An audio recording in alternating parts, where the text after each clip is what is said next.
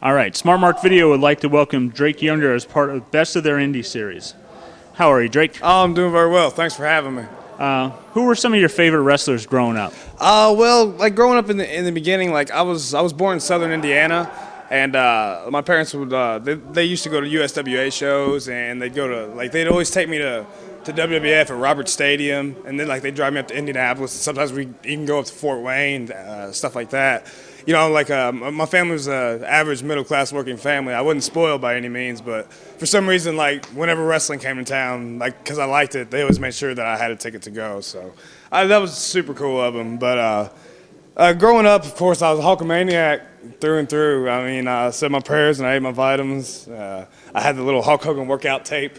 Like it came with like these blue weights, and like you put the tape in. It was like the cassette tape, and like you're sitting there working out, and like he's all like, "Come on, brother, come on, little Hulkamaniac, you can do it." And I was loving it, man, loving it. So Hulkamaniac growing up, and then around like 10 years old, I started liking Bret the Hitman Hart a lot because I started to appreciate like the wrestling aspect of things, technical aspect. And then around 13 or 14, I seen ECW on the Ghetto channel at like 2 in the morning one night, and fell in love with Sabu and Cactus Jack. So I'd say for the most part, Sabu and Cactus Jack's what did it. Cool. Did you do backyard wrestling before you started training professionally? Yeah, I did a little bit. Yeah. Let me go on the record and say I don't recommend backyard wrestling at all. I mean, it's best to get yourself trained, but I will say I had fun doing it. I did it when I was like 15. I was at a small independent show in Indianapolis.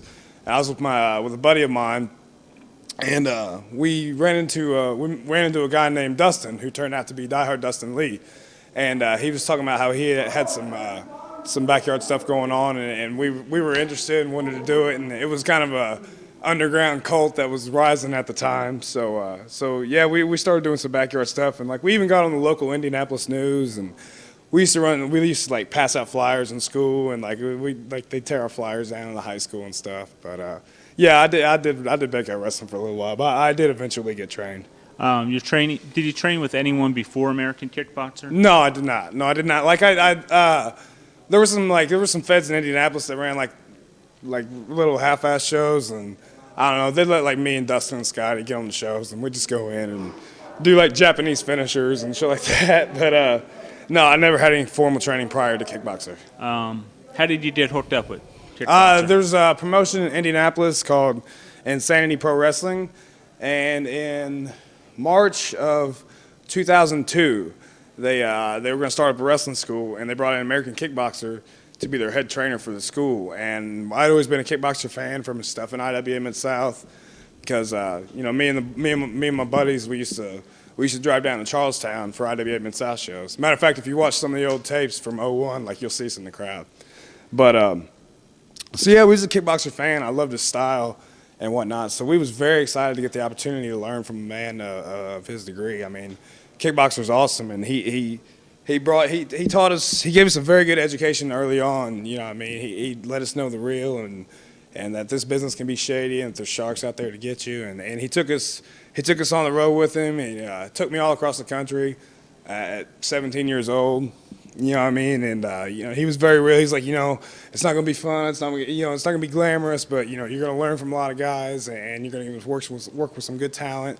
You'll get some good experience. You know what I mean? And he was right. It was a lot of fun, and I love Kickboxer, and I owe him everything that's come from me in wrestling. It's because of Kickboxer. Who's better, Tarek or Kickboxer? Put me on the spot, man. You know, if those guys would have. If they would have came out if they would have busted out like 5 or 6 years later, I think they would have been even more international superstars, maybe. You know what I mean? I think they're both super underrated, especially Kickboxer. But I don't know, man. They're both pretty badass. So. That feud was way ahead of its time. Oh, absolutely. Absolutely. Your original gimmick was? Hilarious. Who came up with that? I came up with it in backyard wrestling, man. We just needed a name because we was filming stuff, and I think I was a freshman at the time. I'm not sure. Yeah, freshman, and we'd done some astronomy project or something. And like the biggest star in the sky was Polaris. or something like that. And like there was already a Polaris like truck company, so I didn't want to copyright it or whatever. So I just changed it to Polarius. I don't know. It was goofy, and I used it for like after I got trained for a little bit too, because I couldn't think of anything else. Who got you to switch? Ian Rotten. Ian Rotten came up with the name Drake Younger. I believe he's seen it from a movie or something like that. But Polarius was it was too complex for like fans in the South to digest. Like Polaris, Paralis. J.C. Bailey used to call me Paralis. Like, hey, I'm working with Paralis tonight, man. But yeah, so he changed it to Drake Younger. Much more simpler, but like it's cool. I dig it. Yeah. I couldn't think of anything better, so I went with it. So you're there. You came in the Ian the first week, did the Polaris gimmick. Yeah. And 03, was it? February 03. Yeah. And then by next week, you're Drake Younger. Yeah. You're a fan of IWA growing up. Oh, gosh, yeah. So what was it like the first time going there? Oh, the first time, well, in my opinion, I wasn't ready. But Kickboxer brought me down there because Ian used to have training school on Tuesdays and Thursday nights. So I'd drive down there 2 hours every Tuesday and Thursday for a month or so. And we do do training classes. And he's like, hey, do you want to work? I was like, absolutely. You know, I'm not going to turn that down. It was great, man. I mean, it was a phenomenal opportunity, and I was glad to get it. And I get to work with Shark Boy and Simon Says and some other guys like that. But, yeah, I was fortunate for it. But I will say that I didn't appreciate it as much as I did the second time I got the opportunity. Like I didn't really appreciate. Like I knew the extent. Like I knew how important it was, but I didn't take the chance to really work hard at it as I should have. Right after you start working there, if my information's correct, you were in a car accident, right? When was that? Yeah. Oh, that put a huge damper on things. What happened there? I Not a was lot of people know about it. I was a young green wrestler, and I had a show in Indianapolis, and then the next day I had a show in Evansville. And anybody that knows, it's a 3-hour trip, and it's like through the country, and it's boring as hell. And I was stupid, and like I didn't realize that I needed somebody to ride with, so I just drove myself. And I was about like 15 minutes from where I needed to be. And I started getting tired, started falling asleep, and then all of a sudden, you know, I just fell asleep for like 2 or 3 seconds. And I crashed into this big ass dually truck. Driver's side window shattered. Cut my arm all up, and that's actually what this scar is from. Like a lot of people think that's from wrestling, but that's actually all happened at one time during a car accident. But yeah, that put me. I didn't wrestle for like 6 or 7 months, and that put a huge damper on things. It like slowed down like you know me learning stuff, and it slowed down the whole process, and it like I don't know, it just put my confidence down. I wasn't really into it as much as I was before, but eventually I did get that fire back in me. So the bug bit me, if you will. You finally got that fire back. Mm-hmm. What indies did you start up with once you got back? Oh, like of course I was working with IPW. That was my hometown fed. I wrestled at the Coliseum in Evansville for Coliseum Championship Wrestling. Like back in the day, Coliseum used to be a pretty hotbed for wrestling. USWA used to run there a lot, and Steve Austin and The Rock and Hogan, all those guys have wrestled in that building. Lawler made it famous, so that was kind of neat. You know, like I got to learn from Tracy Smothers and guys like that, Mitch Ryder, guys like that. So that was very cool. Worked with Coliseum. You know, I worked for some little goofy places. Like I don't know, really don't need to be mentioned. That start and yeah. But of course, two or three shows. Yeah, I wasn't very good. I wasn't good at all in the beginning, but who is? You know what I mean? I'm not very good at it now, but. Thoughts on competing in IPW? Oh man, what a great place to work. It's cool because like I was one of the founding fathers. Like I was one of their first 4 guys. You know what I mean? So that's cool. That's cool to have been there since the beginning. Like they've always had to give me a place to work, no matter what. Like since 2002, I've always had a home there, and they're growing and they're starting to book better talent and book better shows, and got a nice little thing going in Indianapolis. So it's a fun place to work for. And that's a tough town to run. Yeah. Yeah, no doubt. I guess the big breakout where you start getting recognition is you decide to start doing hardcore wrestling. Yeah. Why? Yeah. Well, there's several reasons and several things that led into it. Like I said earlier in the interview, huge fan of Sabu and Cactus Jack, the whole ECW era. It sucked me right in. I just started getting Japanese tapes, watching Big Japan, you know what I mean, Tamaki Hamna and Juka Sai, all those just badass workers over there. I mean, they're just killing it.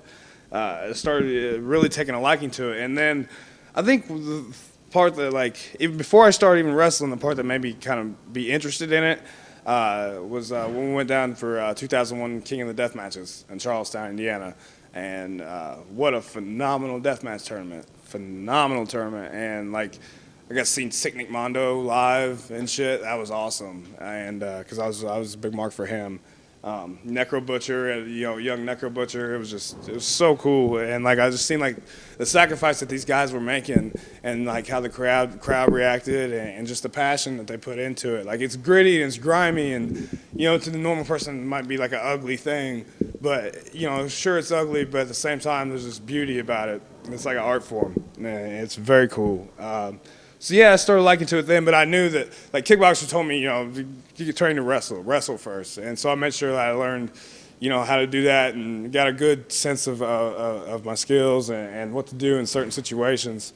And then the thing where it actually happened was prior to the 2006 IWA King of the Death matches. If you watch like April Blood Showers 2006, I was like a battle royal jobber in that match. Like, cause I just showed up and I was like, "Hey Ian, can I get in on this battle royal?" He was like, "Yeah, sure." And so I did that, and then that year he ran like 28 dudes in the King of the Death, so he needed people. And so I was like, "Hey, I'm willing to do the King of the Death match tournament." I just wanted, I was very quiet and kept my mouth shut, but I just wanted to let him know, "Hey, I'm willing to do this. I need this opportunity." And so.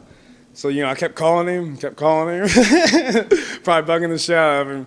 But he's like, all right. He's like, I'll put you in the tournament. And then, he had a couple no-shows or something. And then me and Dustin were there just setting up, Die Hard. And he walked up and he said to Dustin, he's like, "Hey, shithead, you want to work tonight?" He's like, he's like, you and Drake, you guys be on opener. So you're opening King of the Death. He goes, Go out there and tear it up. He's like, "I don't give a damn about psychology. You're the opener and King of the Death." He's like, so, like he told us about how the year before JC and Abercrombie and Nate Webb went off the cage, and he was telling us all this shit. So we're getting all hyped and getting all excited. We're like, "Man, let's go out there and do this, man." So we went out there and did it, and like we had tubes in the cage and stuff like that, and it was my first real feeling of like getting that adrenaline from the way the crowd reacts. I mean, it's not like I go into a match like, "Oh, I'm looking forward to this pain," or "I'm looking forward to getting a scar," or something like that. It's not the case at all. Like, but like the adrenaline that you get from the way the crowd reacts from that, it's like it's amazing. Like if I'm at home, I step on my little brother's like GI Joe toy. I'm like, "Oh God, that hurt like hell," but what I mean, you get slammed through tables and glass. You're like, "Oh God." So it's just a whole other thing, man. It's a whole other thing. And like I said, when death matches are done right, they're a beautiful thing, man. So that's pretty much what got me into it. Hardcore wrestling kind of has evolved into what a lot of guys are calling now hybrid wrestling, where you're able to do the high flying, the hardcore, the strong style. You feel you fit that category, the hybrid wrestling, the new it term, I guess. Yeah, I guess so, man. Sure, I do. I just kind of like the forefathers. I looked at that were kind of like JC and Nate. Oh yeah. Yeah, you know what I mean? Absolutely. What are your thoughts on the Spider? Oh, the Spider, Nate Webb, man, he's great. I love Nate Webb. Like I said, a huge fan of his work. I got the pleasure to be in the ring with him at the Ted Petty Invitational in 07, so that was great. Nate's awesome, man. His shoot hometown was Indianapolis, so that's cool that he was like one of the guys to go out and do other things and get some cool opportunities and stuff like that. So yeah, Nate Webb's awesome. But yeah, with the whole hybrid wrestling, man, yeah, I pride myself in I guess being labeled with that term. I mean, I'm not great at regular wrestling by no means, but I mean, I guess I can get by if I'm put with the right person. I can put on a decent match. So yeah, I'm cool with that term, very much so. Whose idea was it for the Naptown Dragons? How did that all come about? Well, like I said, we're all from the Rage Dojo with Kickboxer. And Dustin was the one that came up with that, really. Like, two of the other Rage Dojo guys, Isaiah and Poison Apollo Star, they were like the Nubian dragons somewhere. And Dustin just kind of took that and ran with it with the Naptown Dragons. Naptown is the nickname for Indianapolis. But yeah, he took it and labeled it, and we just kind of ran with it, man. And it's turned into a cool little thing, man. Those are my boys. And it's like we're real friends, you know what I mean? It's nothing that came from a booking office or from an angle or anything like that. Like, it's for real, you know what I mean? We're really boys. So the original members were you, Die Hard, and Scotty, right? Pretty much. And OMG. And OMG. Yeah. Thoughts on Die Hard? Die Hard, man. Who have you known longest, Scotty or Die Hard? Dustin. Dustin. Known Dustin the longest, just by a couple months. Dustin, man, he's such a unique individual. That's my brother, man. Like, we look out for each other, you know what I mean? And he's done a lot to help me out. I try to help him out as much as possible. Dustin's a cool dude, man. Like, once he's your friend, you know what I mean? He's big on loyalty, he's big on family. And, you know what I mean? We help each other out on the road and stuff. Yeah, he's different, you know what I mean? I'll tell you that. He's different. Like, he's his own person. And he's not going to change for anybody at all. So, but, you know what I mean, Dustin's a cool dude, man. He's a cool dude. We had a lot of good times with him. I hope to have a lot more. And, you know, the times I've been in the ring with him are some of the most special moments that I've had in this business. Then Scotty, how did you meet Scotty? Scotty was he went to the same high school, and he seen that we was doing backyard wrestling, and he wanted to do it too. So we met doing backyard wrestling. The first time we met, like, I gave him a German suplex through a slanted table in the backyard or something like that. So a hell of a way to meet somebody for the first time. But Scotty, that's my boy. We're actually roommates. You know what I mean? We live together. Him and his girl have helped me out a whole lot, and he's super cool. I mean, he's calm, cool, laid back, funny as hell. I mean, that dude is funny, and he can do some cool stuff in the ring, man. Like, I think Scotty's still kind of a little underrated. Like, he's done some balls out crazy shit. So, yeah, I'm happy that, like, you know what I mean? Like I came out to Combat Zone, and then, like, you know what I mean, a few months later, like, I gave Zandig a tape of with Dustin and Scotty on it, and he immediately was like, yeah, let's fly them out, and let's do it, you know what I mean? Bring them in, and that's so cool because, like, I can remember when when we used to truck it down to Charlestown for King of the Death and for IWA and stuff like that. Like, we're just like, man, it'd be so cool if we could all do this together someday. And lo and behold, here we are in the ECW arena every month. You know what I mean? It's just like, somebody pinch me. You know what I mean? It's cool. You know what I mean? Like, they're my boys, and we're very fortunate to have had the opportunities that we've had and to be able to be together in this business. And it's great to have guys like that to watch your back. But yeah, I love Scotty to death. And how did OMG come into the picture? Backyard as well. We just stuck to become friends. You know what I mean? It's funny because, like, OMG doesn't really party or nothing like that, so he's kind of different than the rest of us. But, like, OMG's the man. You know, he's silly as hell, and he's a Marine. You know what I mean? He's getting ready to do a second tour of Iraq. So, you know, say your prayers for him. God bless him. You know, he defends our country, and but he's hell of a guy, and you know, he's a student of the game. He really just wants to learn and you know, and work hard and just, you know, I mean, just go out there and have fun. And you know, OMG's a cool dude. Hell of a bump taker too. Hell of a bump taker, but I love OMG. Was there anybody else ever in it?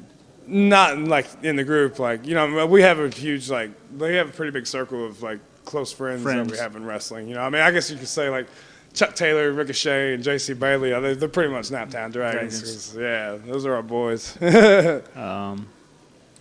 What was the worst rib that was ever played on you? Oh, God. I mean, if you were a kickboxer back in the day, coming up the hard way. I'll tell you a good one. Like, we used to do training classes in Evansville, and it was this big coliseum. It's like pretty big arena, and they had steps, and he'd make us run the stairs we'd do like 3 or 4 hour like training sessions before the shows. Then we had to work, and then like we had to then we get our shitty beginner payday and throw it all on gas. And yeah, it was humbling and it was a great experience. But it was like one of my first times down in Evansville, and you know, I was of course excited and just wanted to be in a ring because that's all I ever wanted to do is just be in a ring, you know. But we were staying at one of Kickboxer's buddy's house, and we were partying, we were up, we were smoking, we were drinking and whatnot, you know what I mean? Because that's another way that he breaks you in, you know what I mean? He sees how much you can, how you can hang, you know? But of course, I was the first one to pass out, so I'm sitting there passed out, and like there's like a room full of like, I don't know, probably 6 or 7 guys. You know, of course, I'm the young boy, I'm vying for everybody's respect and this, that, and the other. But I wake up in like the middle of the night, and my pants are wet. Like all around my crotch region, and they're wet, and I'm like, oh my God, what happened? And like Kickboxer's looking at me like this. He's like, you son of a! I bring you to my friend's house and you piss your pants. So you're gonna piss your pants in my friend's living room? Can you're one of my students? I can't believe this. I'm like, oh my God, no! I'm trying to smell my crotch to see if it's really pee. I'm like, oh my God, no! I can't believe I just pissed my pants in front of my trainer and all his friends. I'm like, oh no! I was so discombobulated, but finally, you know, I was like, I had my head down. It was such shame. I was like, you know, I haven't had this problem before. I don't know where could this have been, but they finally broke it to me that they poured water on me when I fell asleep. So, yeah, falling asleep and just falling asleep anywhere around Kickboxer, you're in trouble. What's the best rib you ever played on somebody? There was this cat in Indianapolis. His gimmick name was the Bouncer. He was this local big guy or whatever. But anyway, like I forget what happened. Like he screwed me and Scotty on some money or something like that. I don't know, something stupid. But it was like when I first started out. But it was an IPW show, and like CM Punk and Colt Cabana and JC Bailey was there and stuff. But like, JC was like, man, let's rip the shit out of this Bouncer dude. So like I remember like me and CM Punk, a couple guys were like pissed in his boot. Like when he put his boot on, he had piss in his boot and everything. So I don't know. I try not to rip people too terribly much. I mean, but yeah, that's probably the worst one I did is piss in somebody's boot. And I hope you don't see this, man. He's probably gonna have a hit out on me. Oh well, it's the Bouncer. Nobody will know him. Yeah. I guess one of the first feuds you do with IWA was probably you and CJ Otis. Yeah. What are your thoughts on that? Man. See, the first time we met, Ian, like, just, he kind of just, sometimes, like, the guys will just show up and he'll just have to put matches together right there. He didn't have no prior knowledge of it or anything. And I was, you know, kind of starting to make a little name for myself or whatever. And he just put me and CJ together. And he told me before, he's like, yeah, I just threw you guys together and threw it against the wall, see if it sticks. So, like, we went out and, like, we seemed to have had pretty good chemistry the first time we worked. And it's weird because, like, we're kind of different people, you know what I mean? He's cool as hell. I love CJ, like, in real life. He's a cool dude and everything. But, like, we're different, you know what I mean? Like, but, yeah, it worked. And, like, we had good chemistry. And Ian decided that he wanted to put us in a feud. I think the Strong Style tournament was the next month. So he wanted to have us in the first round of the Strong Style tournament. We went out there and just, you know, did whatever we could, man, and it seemed to get over well. So he put us in like a 7 or 8 month feud, and it was my first ever like long-standing feud that like actually meant something and fans paid attention to, and like we built up to different matches. I remember it was after we wrestled the Strong Style tournament. Like y'all give this to CJ Otis, man. The dude's got balls. Because he grabbed me up, he grabbed me, he's like, come on, dude, we're going to Ian. He's like, hey, Ian, I want to do a feud, and I want it to end with me and him and a no-rope barbed wire. I was like, like this? What? It was like, damn, CJ Otis is like, wanting to do a no-rope barbed wire with me? Wow, that's cool, because he's never done nothing like that before. But yeah, we did the feud, and we had like a last man standing match, and like a finishers match, and stuff like that. And The horrible tap out or knockout match. Oh, that one, yeah, that wasn't one of my favorites. But hey, we needed a filler for a month, so whatever, you know, it was cool. But yeah, I thought we had some fun stuff out of it, and went to the hospital a time or two over it. But yeah, we did that big blowout with the no-rope barbed wire at April Blood Showers, and man, CJ brought it in that match. I mean, he brought it. Like he went all out. He wanted to have a good feud ender, and I was really pleased with it. And you know, I mean, I'm very, very proud of that match. Like, there's just certain matches, like when you're a worker, like the matches that you do that you're like very proud of. You know what I mean? It's not like it's your best match or nothing, but you're just proud of it because you worked your ass off. And come on, I remember after the match, like Ian walked up to me and he goes, "It just don't get no better than that, kid." And that's always good, man. Like when you got Ian coming up saying, "It just don't get no better than that." Like that gives you goosebumps, man. Makes it all, makes it all cool. But yeah, CJ's the man. I love my feud with him. I'd work with him any day of the week. Your never-ending, long-time, going on forever feud with Brain Damage. Holy shit, yeah. Yeah. As we enter year number 9. Yeah, no doubt, right? No doubt. Yeah, Brain Damage, what a guy, man. He's just got the craziest. Was that kind of thrown together? It was. The first match, like, it was actually in IWA Mid-South, and Ian just kind of threw that together as well, because I did the Kalen Death matches the month before, and, he said he had something going or whatever, and Brain Damage already had a nice name going, so he just kind of threw us together, and, like, he gave us a big speech before the match. He's like, go out there and make this one physical, and lay it in there, and like, we just went for it, man. We went all out, and I remember, like, after that match, it was cool because, like, Ian got us up in the ring and, like, cut a promo with us and stuff, and, like, he's like, that's what hardcore wrestling's all about, and, like, I remember he says, as long as I have a company, you two will have a job. I remember I thought that was real cool because he said that, like, in public. And plus, if I ever, like, have a problem or anything, I'd be like, hey, he said I always have a job. He said I always have a job. But that was really special. And so we worked together a few times in IWM in South. And then, like, I think he retired for 6 months because he had some things going on, some injuries and, like, some shoot work or whatever. So he retired for, like, 6 months, but then he came back to CZW. And then we started back up into our feud again, and it was pretty brutal. You know what I mean? I feel all those matches, but I'm so proud of it. You know what I mean? Brain Damage, he's willing to do whatever it takes to get the match over, and what a guy. You know what I mean? He let me just, go with him, or give him a Death Valley driver, sit out driver off the cage of death. You know what I mean? He's not gonna let just anybody do that. You know what I mean? That's cool that he would do that, you know what I mean? And outside of the ring, you know what I mean, he's a great guy. He really is. I mean, he looks scary as hell. It's very intimidating, but he's a great guy, man. I'm really happy with our feud that we had, and I think the fans liked it as well. You know what I mean? I've gotten a few MySpace messages and stuff, and the guys told me, like, anytime I see Drake versus Brain Damage on a DVD, I'm buying that. You know what I mean? So that's kind of neat. It's kind of neat.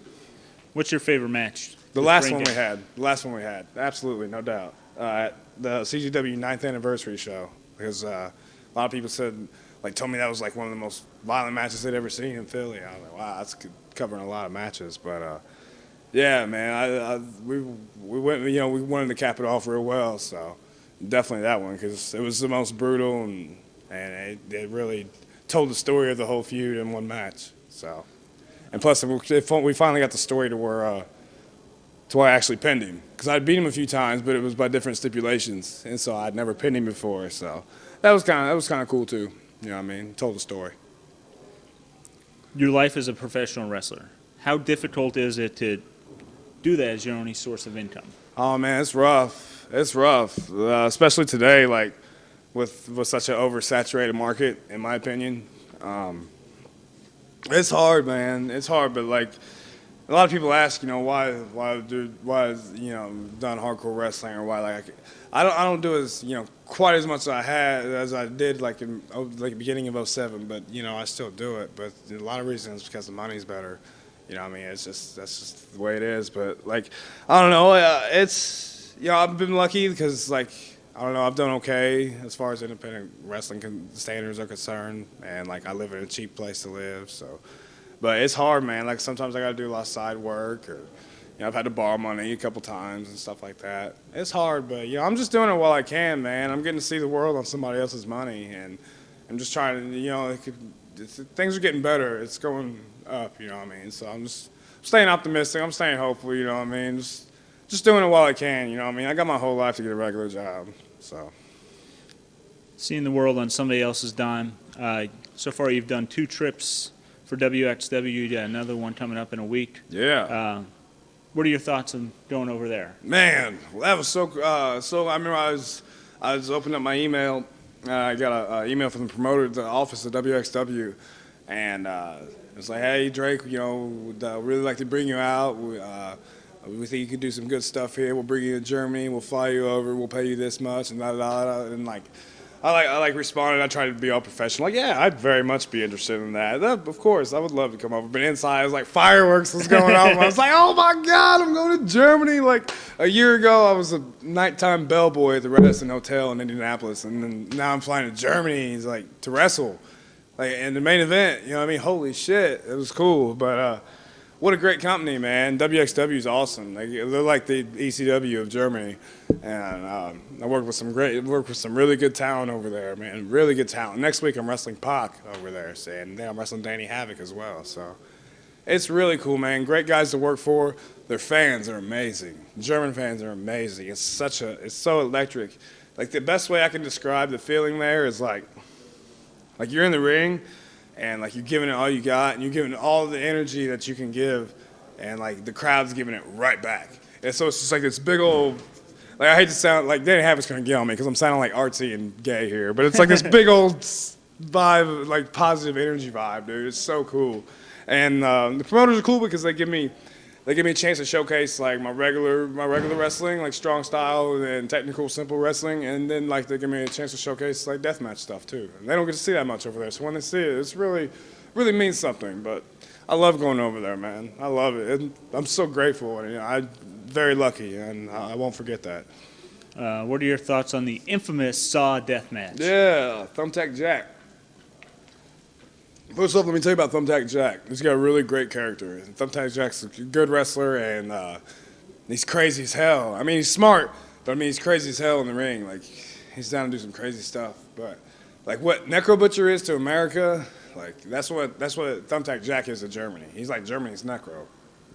But thoughts on that match? Like, he emailed me a couple months before I was supposed to go over there, and he told me this idea of this Saw death match that he'd done, or that he cooked up in his head, from the Saw, like the themes from the Saw movies, like like a razor board chair, and then like the syringe needles, and like the handcuffs, and a saw and stuff, drill, stuff like that, with themes from the movie.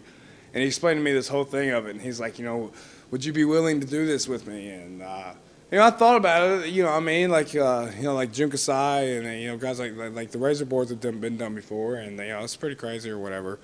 And like, I don't know, call me stupid or whatever, but like, I don't know, maybe it's just the whole hardcore deathmatch wrestling thing, but like, when you do what we do, you'll kind of try anything once, you know what I mean? As long as it's done, it's about as safe as it could possibly be. But anyway, they told me that they take care of me, and they paid me well for it.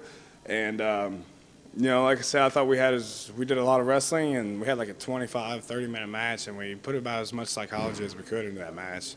And, if Thumbtack Jack, it was my first time going over there, I mean? I didn't know if I was going to be brought back or anything, so I just wanted to give it all I had, you know what I mean? I didn't know any better, you know what I mean? And plus, I had the UVU title from CCW and the IWA Deathmatch title, so I wanted to defend them over there, make them world titles, you know what I mean? Much like when CM Punk defended the IWA title over there. You know what I mean? Just wanted to kind of do that too. But I thought if he was willing to do that, then I was willing to go that far as well. And much kudos to Thumbtack Jack. I hope I get to be in the ring with him someday. But yeah, like I said, I don't regret doing it. A part of me is like, maybe I shouldn't have. But I can't sit back and dwell on it and regret shit. You know what I mean? It's done. It's over. It happened. And it's become like an underground like cult thing, like classic, I guess, or whatever. So Would you do that match again? hell nah, okay. Hell nah, hell no, no razors for Drake, no way. But like I noticed the second time I went over, it did nothing but help Thumbtack Jack. You know what I mean? Like I said, he became like Germany's Necro, and he's got like T-shirts, and like he's big shit. So I was glad to help him out, and to help me out too. So but no, I would not do it again. After that match, I think there's a scarification explanation with Thumbtack Jack at the hospital. What's the whole story there? Wow, we're getting inside here. Well, like he hit me with like he didn't wear his contacts. Like he's supposed to usually wears glasses. He can't really see that well. And he hit me with he is like Necro. Yes, exactly, yeah. But he hit me with a chair shot, and like the tip of the chair hit me in the head, and had a big old gash in like, my head, like right around this area. So I needed to go to the hospital, and like it was just big enough to where I needed stitches.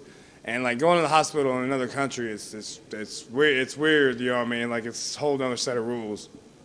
Like you know what I mean? You gotta have your passport on you and all this and insurance proof and all that. But anyway, we get to the hospital and like Chris Hero was there. He was with me over in Germany the first couple times I went over.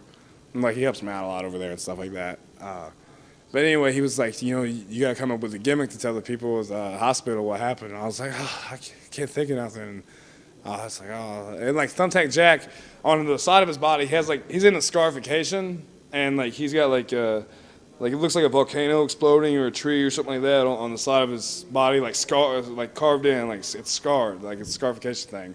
So I needed to think of something quick, so that way, like the WXW people wouldn't get in trouble, or I wouldn't get in trouble because I don't want to be held up in another country. But anyway, like I told him, I was like, yeah, man, like I was over here with my friend, and I was interested in the whole scarification deal, and it just kind of went awry, and then they just went back, and they just looked at me like, and just proceeded to sew me up. Oh, what a very good explanation for why I had a scar on my head. Nobody needs details. Injuries. They suck. Last year you had some bad luck. Mm-hmm.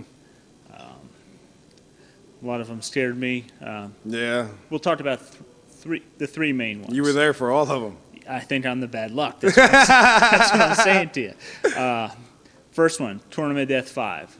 The slice on your chest. Tournament of Death 6. Six. Yeah. I'm sorry. Your chest. Yeah. It happened in the very beginning of the match of the finals with me and Brain Damage. He went to shoot me like into the tubes, and like I said, I'm a huge Big Japan fan. I'd seen like Abdullah Kobayashi, how he like go through the tubes and go all the way through the floor. So I was wanting to go through, but like I got my legs stuck on the ropes because I was being a dumbass, man. I should have thought of the hole all the way through. Like it was totally my fault. But like I broke the tubes, and like I went down, there was already a broken tube, and then like it just sliced me right there. You see it? Yeah, it went right there, but I almost lost the nipple. But the nurse fixed me up and got me taken care of there. But yeah, that sucked. But I won Tournament of Death, so that was cool. But yeah, the next one. The next one. The thumb. The thumb. Blood Yeah. is thicker than water. Yeah. It was me and Jason. Opening spot. Yeah, me and Jay. Yeah, the first time I really went in the tubes for that. I took a powerbomb from Freak Show. God bless Freak Show, man. That's a cool dude. I took a powerbomb from Freak Show, and like I hit, and like the tubes were already broken. And when I came up, like my thumb, like just grazed a broken tube, and then blood just started squirting, and yeah, it was pretty nuts. But they taped me up, and then I went to the hospital right there for that one. So yeah, that one was very unfortunate, and like the next night I was booked at CZW. I was supposed to wrestle Joker, and of course I had stitches all stitched up, and bandage was, you know, of course I couldn't do like a full-blown match, and so I had to call Zandig and Maven in the morning and tell them, hey, I can't do a full-blown match or whatever, and it's like, I was like, I'll do whatever you guys need me to do though, but I just can't do a full-blown match, and so we did the deal where Dustin and Scotty turned on me, and then they gave my hand a chair shot and busted it open and everything, but I remember, yeah, that was pretty rough. The thumb was scary, yeah, because I didn't know if I'd be able to wrestle, like, to my full-blown potential again. But luckily that healed up, and I do want to say that, like, the night that I did that thing in CCW, the night after the injury, and I just did that 2 or 3 minute thing. I remember CCW was nice enough to pay me extra and everything for doing that, and I thought that was super cool. That's the reason, a good reason why I love this company is because they try to take care of the people. This one's all my fault. Ah! Deep South Carnage Cup. Oh man, You're here. What a hell of a deathmatch tournament though! Like what a lineup! Like that was awesome. Like had a good mix of different people, and it has potential to be probably the best deathmatch tournament in past few years possibly.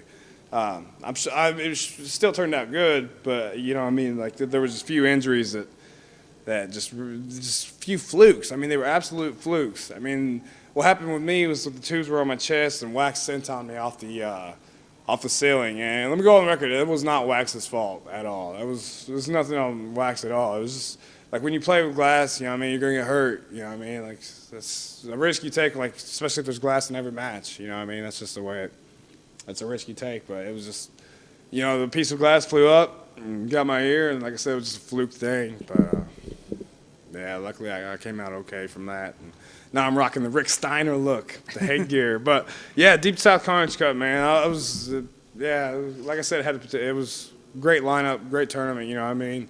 Just sucks that a few of the boys got hurt, but kudos to Freak Show, man, for coming out on that one. He definitely deserved to be over in that. Plus, that gave Wax, like that kind of gave Wax got a little buzz from doing that, I think. So maybe I ended up helping Wax. Many people feel you're one of the nicest guys in pro wrestling. Oh, well, thanks, man. How are you always so positive?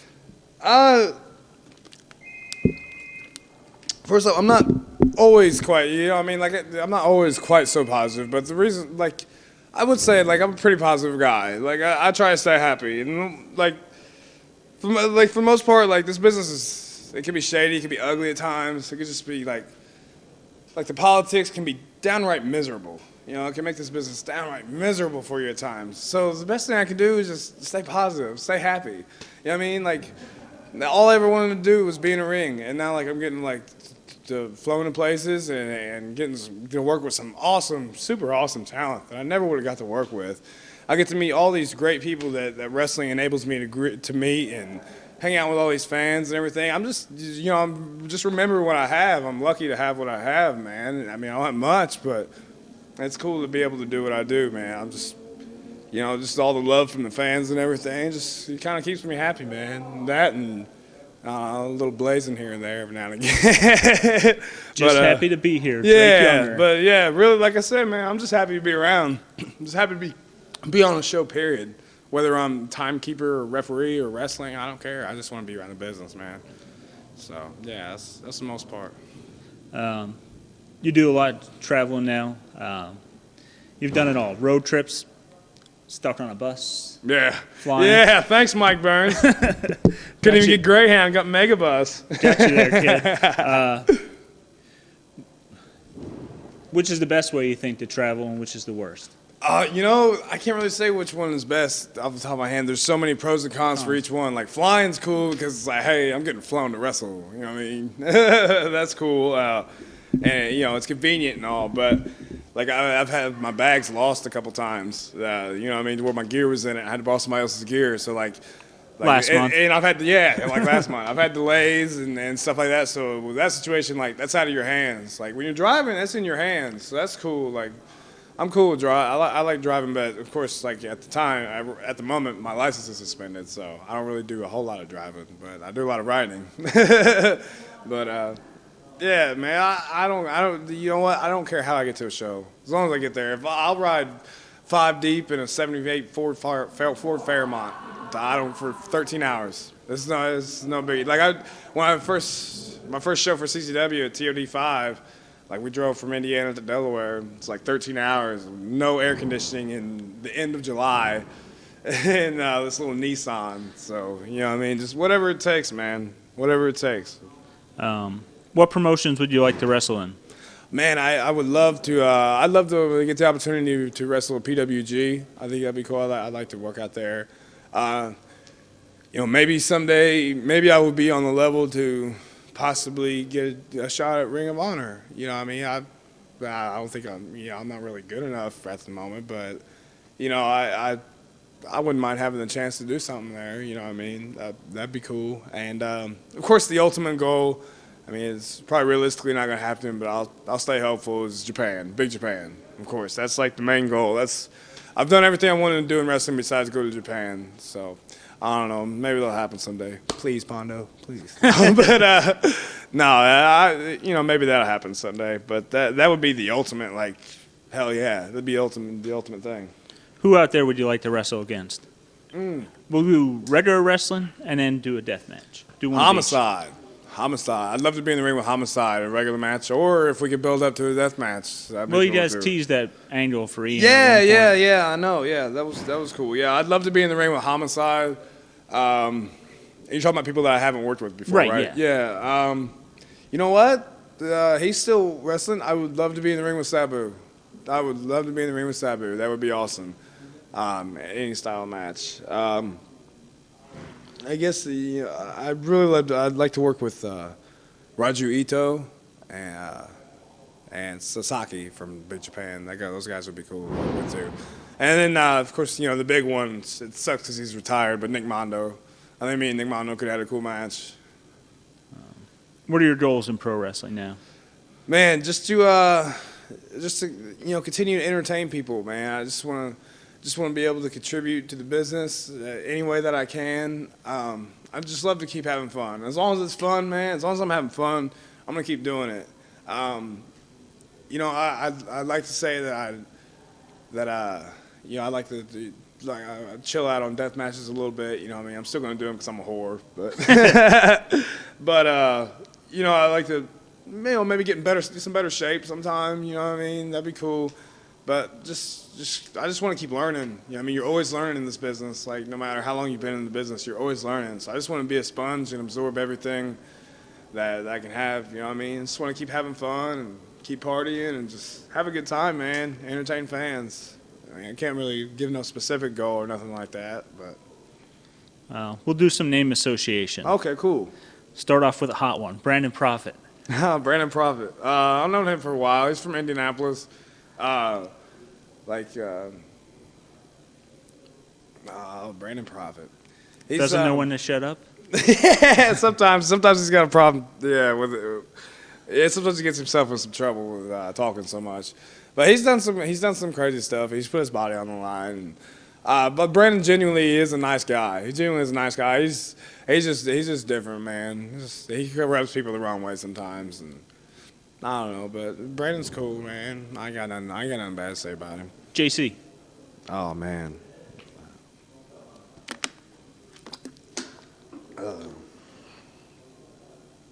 I've known JC a long time, and it's one of my best friends in wrestling, and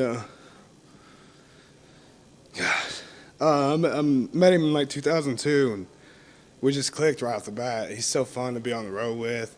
The guy wears his heart on his sleeve, man. Like when you're friends with him, it's like you're his brother. You know what I mean? And I've toured up with him a few times in the ring.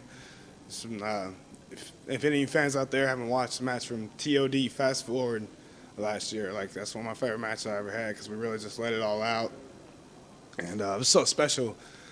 And of course, the barefoot thumbtack match, that's what started it all for me. And that's all, it's because of JC. And, I owe a lot to him. He's a man, and what a great wrestler. And, I know a lot of people, he's got some problems that he's dealing with right now. He's locked up right now. I miss him. He's got some problems that he's taking care of. But we all have problems, and I'm confident that he'll take care of what he's got to take care of. I've talked to him recently through mail, and he's taking classes, and he's going to get a college education in there. And he wants to get out and raise a family and just have a normal life sometime. But, I love JC to death, and I would take a bullet for him, definitely. And when you watch this, man, I love you and I miss you. Someone not so serious, Chuck Taylor. Chucky T. I love Chucky, man. I met him like at Evansville back in the day, and he's just grown into a phenomenal performer. I wish I could do what he does, man. He's tell you himself he doesn't have to do anything. You know what I mean? He's just got so much charisma, and he's such a natural. And he's very smart and funny ass dude. I love Chuck Taylor. I've been in the ring with him a few times, and I've loved every time I've been in the ring with him. And he's put in a word for me a couple places, and Chuck's the man. I love me some Chucky T. Dude can drink too. Ricochet. Yeah, Ricochet. What an athlete! Phenomenal performer. That dude can do things that you could only imagine or dream of doing. He's going to be a star, definitely. He's going to be a star. Trevor, his name's Trevor. He's a great dude. They're both him and Chuck both live down in Kentucky. I've gone down there and partied with them a couple of times, and been on the road with them several times. Hilarious guys, great guys to be around, and it's guys I'm truly proud to genuinely call my friends. They're my friends, definitely. Guy in competition for you is Nice Guy of the Year, Billy Rock. Oh yeah, he sends great Christmas cards. Billy Rock, another Indiana guy. So nice, man, and such a great. He's one of the good guys in the business. Like Billy Rock's generally, he's one of the good guys, and I'm glad that he's broke out and made a name for himself and done some things. And best of luck to Billy Rock, man. Great guy, great guy. Hardcore wrestler Tank. Tank, yeah, Tank, what a monster! Like he's a legend. He's a deathmatch legend. Tank's cool, man. Like I remember first show you booked me on in Deep South. I think it was like August '06. Like I was wrestling Freak Show in Lane, I think, and he seen me do something silly or stupid, and he's like, "God damn, what's that kid gonna do?" You know what I mean? He's like, "Oh God," well, you know. He came back, he's like, "What are you doing, kid?" You know what I mean? But I got the chance to work with him, and I've learned a lot from Tank. Tank's cool, man. Tank's got a lot of good advice, and he's so damn cute too with that blonde hair now. Oh God, he's so damn horrible. cute. Yeah. Changing gears a little bit, but you said you like to blaze every once in a while. Yeah. Sherry Martel. Oh, Sherry. What was it like? God rest her soul. What a beautiful and smart and intelligent, great lady.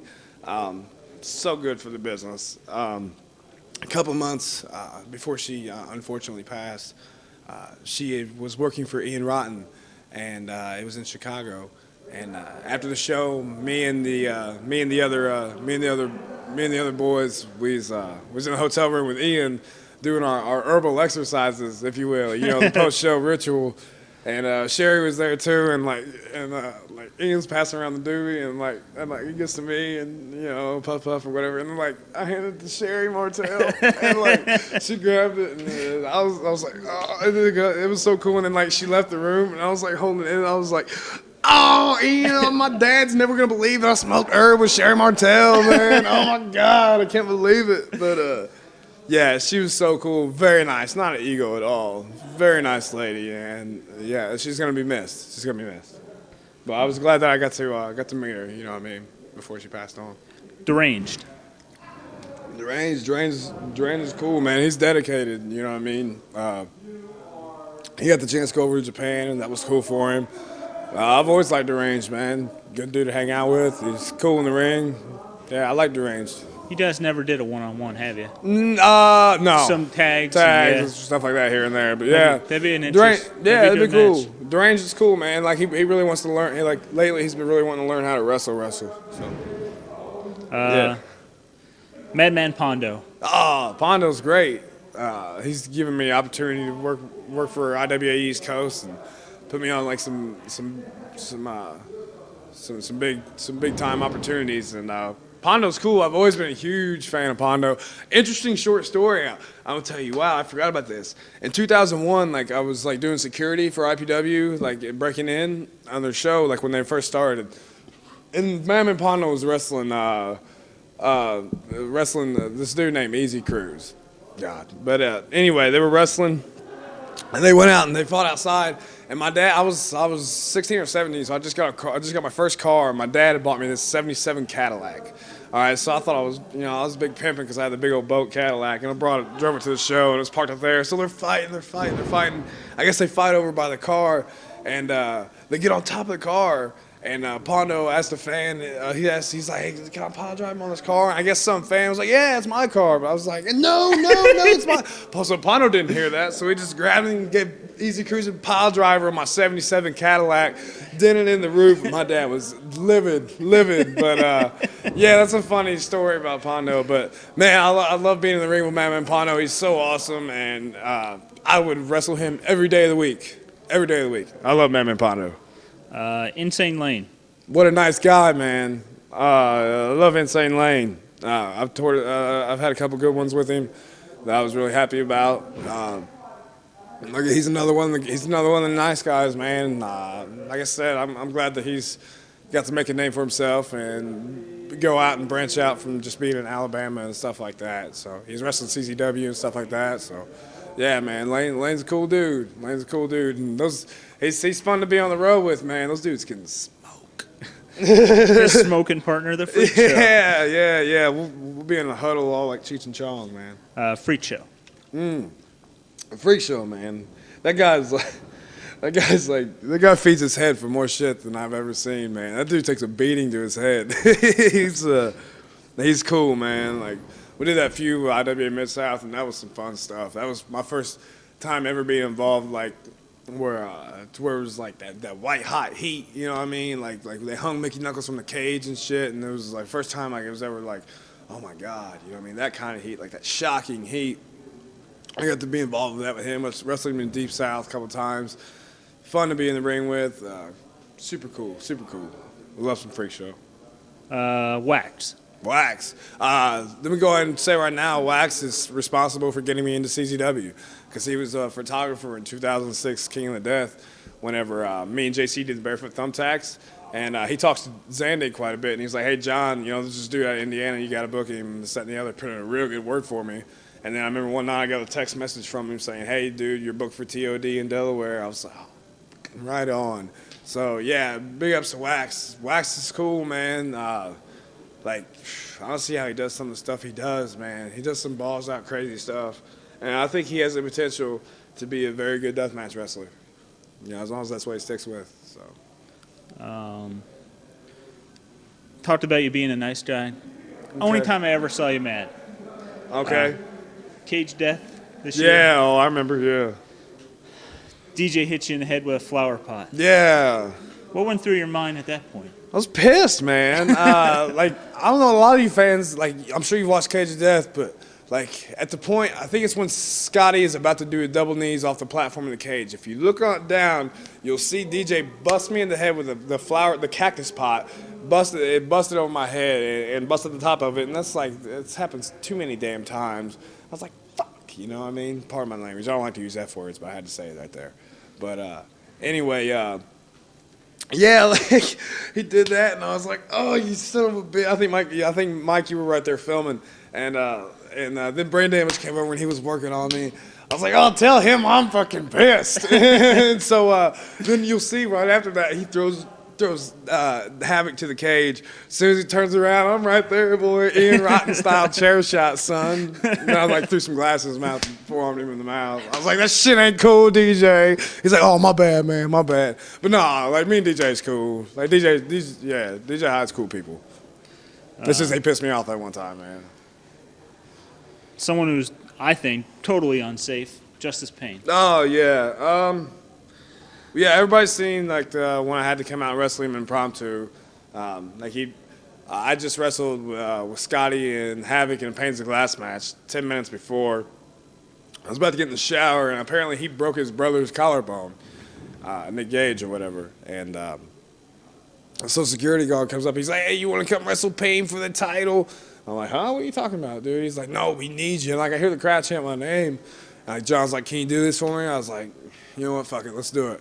So on the fly, just right there, we went out and did a match, laced up my Nikes, ran up out there, and it was it was an exciting atmosphere, I guess, because the crowd was really happy to see me come out and give him something.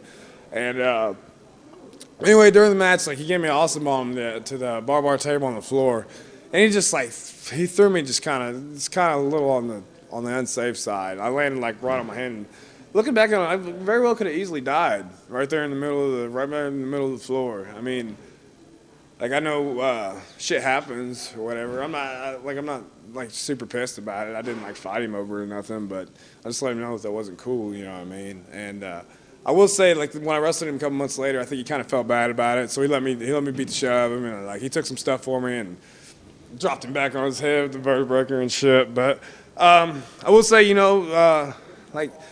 90% of the time, Justice Payne will show up. He'll be professional. He'll do his job and everything. But there's just that small amount of time where he might be in a dickhead mood. But Justice Payne, he's done a lot for this company in the beginning, and I have respect for him. Absolutely. but just I wouldn't never really want to work with him again. But you know, it just goes to show you he don't even work here no more. So whatever. But His yeah, brother, who I think's totally different. yeah. Gage, thoughts on Nick? I think Gage, man, founding father of this company, dude. He's done more CZW shows than anybody. I think Gage is a cool dude, man. Like I've worked with him a few times, and I'm in the process of wrestling him right now. And you know what I mean? Like he's got an exciting character, and the fans really get into him. And like I say, he's been around since the beginning. Like there's times where he like gets in little moods where you don't really want to be around him, but for the most part, Nick Gage is cool. Nick Gage is cool people, man. I like him. I like him, man. It was very nice of him in the beginning. My third match with the company, he put me over for the Ultraviolet Underground title. Yeah, I'll never forget that. So, yeah, I like Nikki. From Nikki to Mickey Knuckles. Oh, Mickey Knuckles, what a badass chick, man. She's badass. Like, she's put herself through more stuff than any female wrestler ever. So go toe to toe with any man. Man, she's a sweetheart. She really is a sweetheart. I love Mickey Knuckles. She's cool.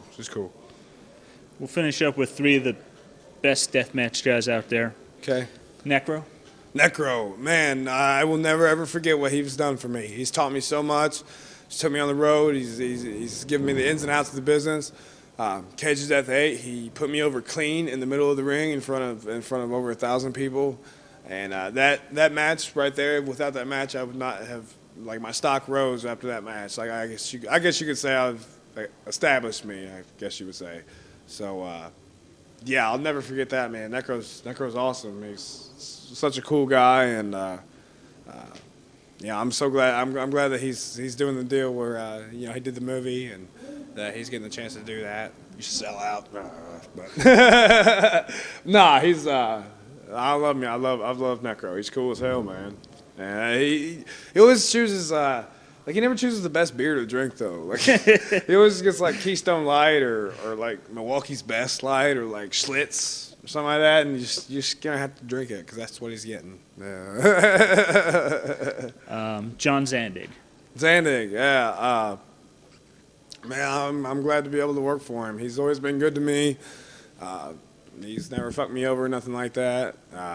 It's kind of intimidating. I mean, I'll say that. He's like I'll have like something that I really need to say to him. And I'll be like, man, you know what? I'm going to say this. And I'm going to let him know. And then, like, you know, Showtime will be there. And, like, he'll come in. And then I'll be like, all right, here we go. I'm going to go tell him. I'm going to kill him. And I'll walk up. And then he'll be like, hey, what's up, Drake? I'll be like, I'm cool. But, nah, John's cool, man. Like, he's, what can I say, man? He's put me in some cool situations. And he's really let me have the ball and run with it, I guess you could say. I mean, it's gone, the past couple of years, it's just gone so fast. We've had so much fun, you know, and done all these cool things. And yeah, John's a cool guy, you know. And I remember after this past Cage of Death, he came up to me, thanked me for all the things that I did for him last year. And you know, he's cool, man. He's kind of like a Papa Bear to the boys in the back a little bit, but yeah. From one John to another, Ian Rotten. Ian Rotten. Man, Ian's responsible for a lot of things for me. He, he had the confidence in me, or I guess he thought I was stupid enough to do the Barefoot Thumbtacks match. He's put me with some great talent, Low Key, Roderick Strong, Necro, so many guys. Hot Stuff. Yeah, Hot Stuff Hernandez. God, guys that I would never have got the opportunity to work with. It's so cool, so cool. He's taking care of me. I remember a couple winters ago, like when I first started working for him, I had this little leather jacket or whatever, and it was starting to get cold out. And he's like, "Man, that leather jacket ain't gonna keep you warm. You know what I mean? You're wrestling in Chicago and shit. You're gonna freeze your ass off." So I remember the next day we showed up to the show, and he had this big old Colts jacket for me. This big old badass Indianapolis, because I'm a huge Colts fan. Big ass Colts jacket for me. I thought that was awesome, man, because he he cared enough for me to stay warm in the winter, I guess. You know what I mean? But that was nice. I mean, he's always, if I'm on the road with him, he'll buy me meals and stuff like that. He gives me a lot of good knowledge, and yeah, it's cool. Like the business side of things kind of reared its ugly head between us one time, and that kind of sucked. But we got past that or whatever. So yeah, I have a good relationship with Ian. He's cool. He's kind of like it's kind of like a second dad to me. It's cool. In closing, what would you like to say to your fans? Thank you so much. Like, oh my God, I'm so lucky to have people that like watching me wrestle, and through MySpace, you know, I mean, people have sent me messages, like, you know, kids tell me that I'm your hero and stuff like that, and you know that people, you know, that I've made people glad that they came. I just want people to be glad that they came to the show and bought a ticket to see us wrestle. I mean, the thing I love about wrestling is, like, you can escape reality for like 3 or 4 hours and live vicariously through us. And, you know, I just want to thank the fans so much. You guys are awesome, man. You guys are really, as corny as it sounds, you guys are really what keeps me and a lot of the other guys going. You know what I mean? It really makes a lot of it worthwhile. And thanks to all the fans that have, like, helped me out and let me stay at their houses, and like, you know, all the fans that, you know, smoked me out in the parking lot, and, you know, it's so cool, you know what I mean? Yeah, like, I'm super fortunate to be able to I actually have fans. That's so cool. Fans have bought my merchandise and stuff. Super cool. Thank you so much. Like, you guys are awesome. You want to plug your MySpace? Yeah, myspace.com/Drake Younger, and also check out myspace.com/The Naptown Dragons. Thank you very much. Thank you very much. I completely overlooked it. It's my bad. Oh, Dangerous, demented, Danny Havoc. Daniel T. Havoc. That is my brother from another mother. Danny, like, there's so many things I could say about him. Like, His wife's hot. yeah, she's hot. But, like, first off, those are very nice people. Like, they let me like stay at their house a few days after CGW shows and stuff like that. Like, when CGW has, like, shows week to week, they'll let me hang out there and take care of me and stuff. Very cool, man. Me and Havoc, you know, I mean, we partied down and stuff, and he's generally a really nice guy. We're both Midwest cats, and so we kind of got that in common, and I don't know. It gets on my nerves how he busts your balls about drinking martinis and Smirnoff Ices and shit. I drink margaritas, not martinis. Yeah, he busts your balls about that. Yeah. He cannot stand it. But yeah, Danny Havoc's cool as hell, man. I love that dude. And we're wrestling each other in Germany next week. It's his first time going over. And, you know, I mean, I put in a word for it. I'm glad they booked him and stuff. So I'm so much looking forward to that. He's ecstatic about it. So, I mean, it's cool. You know, I mean, Danny Havoc, like, the thing I love about him is he's did it, like, his own way. Like, people, like, might talk shit about him or whatever. Like, he's not trying to be like a 60-minute technical wrestler. Like, he's in it for the death matches. You know what I mean? He wants to entertain you that way. If you don't like what he's doing, like, skip to the next match. You know what I'm saying? But he's done things his own way. He's not, you know, he's changing for anybody, and you know, he has his own style, and what a great guy to have him around, man. Danny's cool as shit, and his wife Megan, very nice as well. But yeah, I love me some Danny Havoc, man. So that's cool. Once again, thank you very much. Thank you.